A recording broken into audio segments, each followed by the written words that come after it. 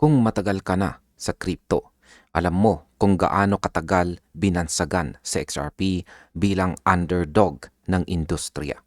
Ilang taon na siya, ilang taon na po siyang tinawag na uncertainty coin o walang kasiguraduhan na coin. Maliban po dyan ay isa po siyang overlook asset o kaya'y token na hindi raw kayang humatak ng sapat na institutional interest. Pero ngayon, iba po ang hangin sa market. Dahil kung noon, parang palaging lumalayo ang pendulum sa kanya, ngayon ay malinaw na malinaw ang direksyon. Sa wakas, pabor na kay XRP ang galaw ng industriya. At hindi lamang ito chismis. Mismong mga industry leaders, analysts at malalaking institutions ang nagsasabi dito.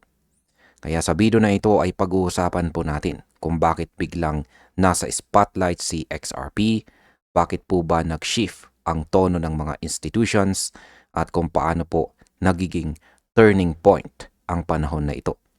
Bakit nga ba sinasabi ng mga eksperto na the pendulum has swung in XRP's favor? At ano po ba ang ibig sabihin nito para sa atin na may hawak or may holdings kay XRP, sumusubaybay po sa kanya o nagpaplano pa lamang na pumasok kay XRP.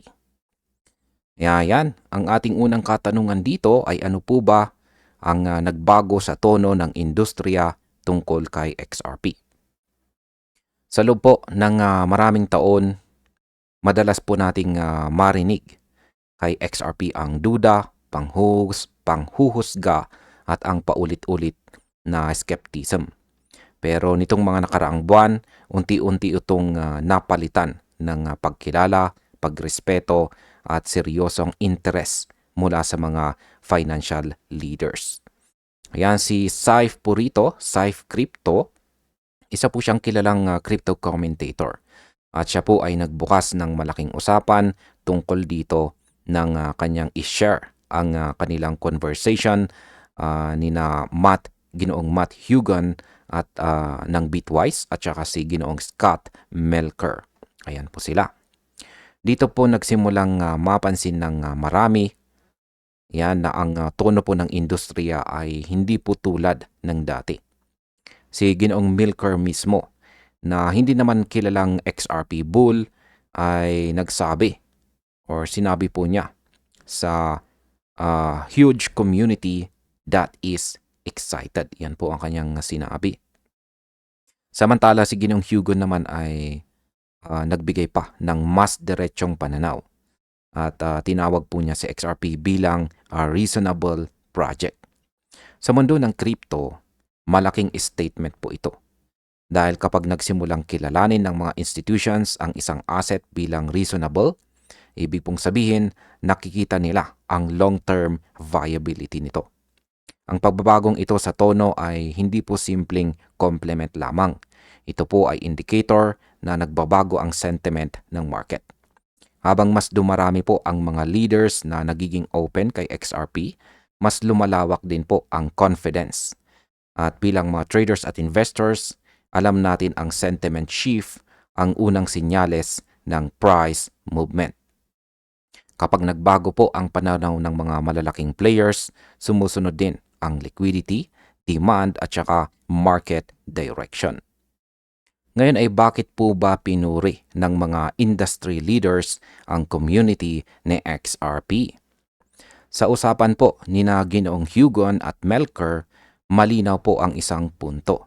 At yan ay hindi po minamaliit ng institutions ang lakas ng community ni XRP. Sa katunayan, ito po ang dahilan kung bakit hindi sila nagugulat na malakas po ang engagement ng mga bagong XRP products. Kung tutuusin, si XRP po ay may isa sa pinaka-dedicated, pinaka-resilient at pinaka-vocal na communities sa buong crypto. Hindi po siya iniwan kahit noong pinaka-mahihirap na panahon.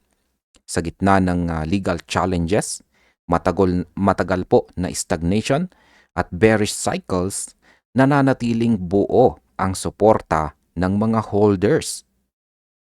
Ito ang tinawag ni Ginoong Hugan na huge committed community. At ito ang nagdadala ng momentum na hindi kayang bilhin ng kahit anong marketing. Para sa mga institutions, ang ganitong klaseng community ay strategic advantage dahil hindi po sila pumapasok sa market para maglaro.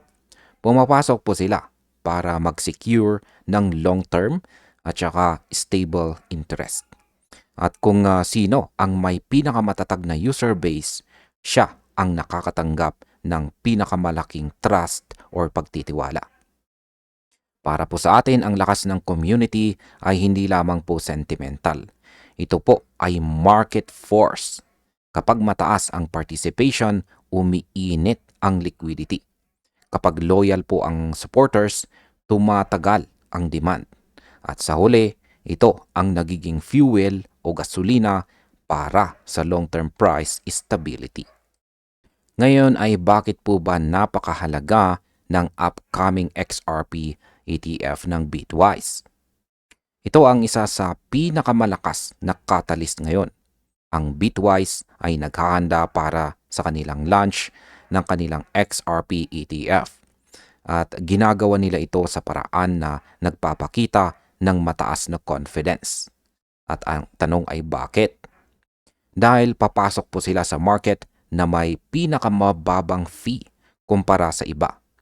Sa mundo ng ETF, ang pricing strategy ang pinakamalaking indicator kung gaano po kalaki ang tiwala ng issuer sa performance ng asset. Kapag nagbaba po ng fee ang isang firm, ibig sabihin kampante itong makakahatak ng volume.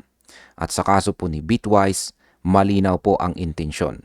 At yan po ay ang kunin ang earliest institutional interest at isecure ang share sa market bago pa maunahan ang iba.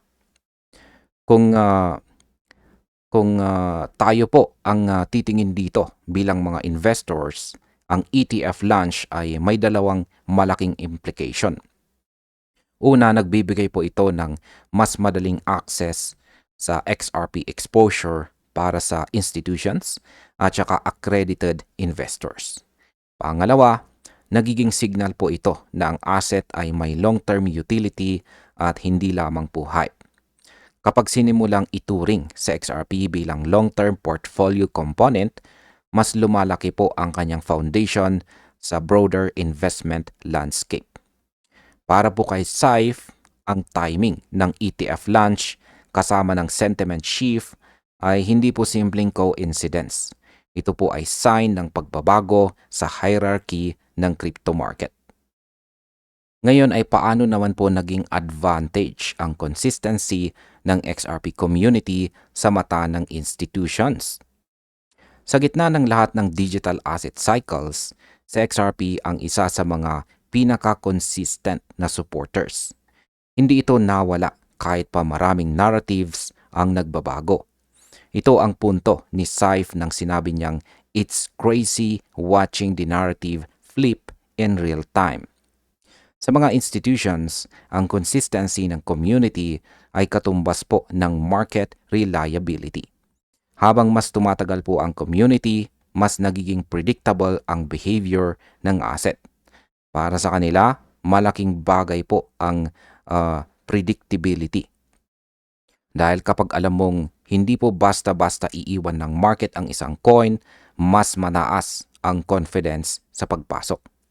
Ang loyalty po ng community ang nagbigay ng momentum na sinabi ni Ginoong Hugan. At momentum sa institutional language ay nagre-representa ng long-term capital flow. Kung tayo ang mag-a-apply nito bilang mga traders, ibig pong sabihin habang tumataas ang institutional attention, mas tumitibay po ang posibilidad ng price growth or paglago ng presyo sa susunod na mga buwan. Ano naman po ang ibig sabihin ng narrative shift na ito para sa XRP moving forward? Ang narrative shift ang pinaka-importanting event dito. Kung dati ang tono ng market ay punong-puno ng pag-aalinlangan, Ngayon ay nasa yugto na ito ng pagkilala, pag-adapt at pag-align sa potensyal ni XRP. Ang shift mula hesitation papuntang recognition ay hindi po ordinaryong galaw. Ito po ay turning point.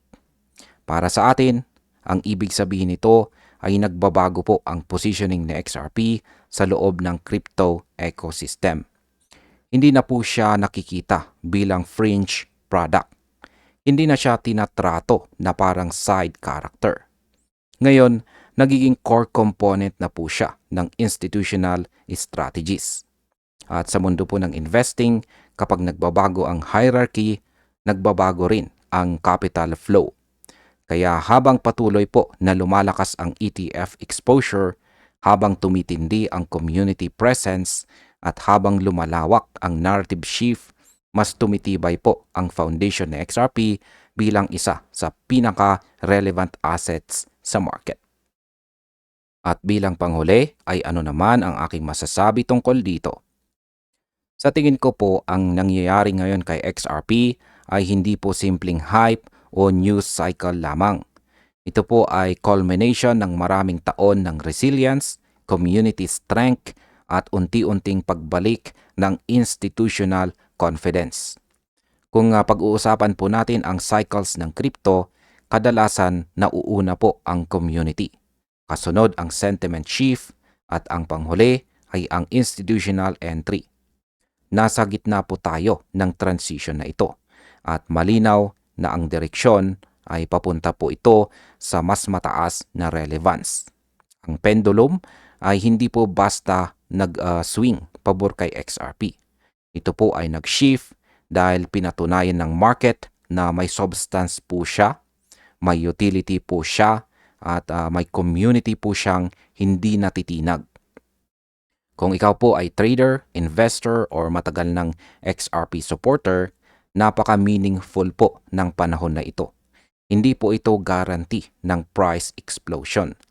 Pero ito ay sign ng solid positioning sa mas malaking financial landscape. At dito sa mundo ng crypto, minsan ang pinakamahalagang signal ay hindi po ang presyo or price, kundi walang iba kundi ang recognition. At ngayon, yan ang nakukuha ni XRP. At hanggang dito na lamang po tayo sa video na ito mga ka-crypto. Maraming salamat sa panonood.